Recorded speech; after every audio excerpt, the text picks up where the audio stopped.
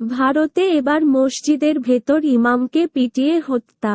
ভারতের বিভিন্ন স্থানে মসজিদ ভেঙে ফেলা, মুসলিমদের নানাভাবে দমন পীড়নের মতো ঘটনার খবর সম্প্রতি উঠে আসছে স্থানীয় ও আন্তর্জাতিক অনেক গণমাধ্যমে।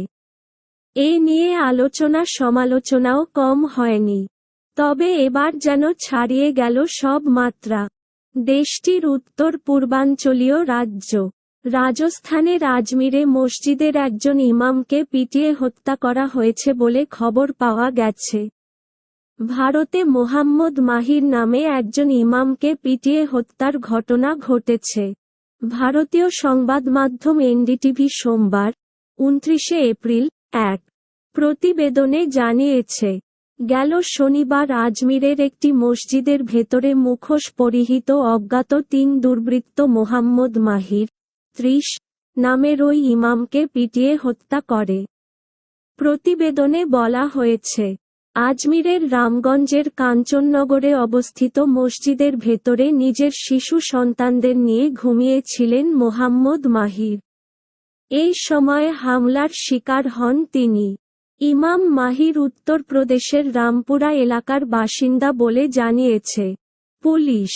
এনডিটিভি বলছে, মুখোশ পরিহিত ৩ দুর্বৃত্ত মসজিদের ভেতরে প্রবেশ করে মোহাম্মদ মাহিরের ওপর আক্রমণ চালায়। ওই সময়ে তাকে বেধড়ক লাঠিপেটা করা হয়। ভারত মারধরের সময় ইমামের সন্তানরা চিৎকার করলে তাদেরও হত্যার হুমকি দেয়। দুর্বৃত্তরা পরে তাকে গুরুতর আহত অবস্থায় ফেলে রেখে তার মোবাইল ফোন নিয়ে পালিয়ে যায় দুর্বৃত্তরা, যাতে সাহায্যের জন্য কাউকে ফোন না করতে পারে শিশুরা। অভিযুক্তরা চলে যাওয়ার পর ওই ইমামের শিশু সন্তানরা মসজিদের বাইরে আসে এবং প্রতিবেশীদের ঘটনার কথা জানায়। পুলিশ জানিয়েছে, এই ঘটনায় এখন পর্যন্ত কাউকে গ্রেফতার করা যায়নি। তবে অভিযুক্তদের শনাক্ত এবং গ্রেফতারের চেষ্টা চলছে। সূত্র, এনডিটিভি, টাইমস অব ইন্ডিয়া।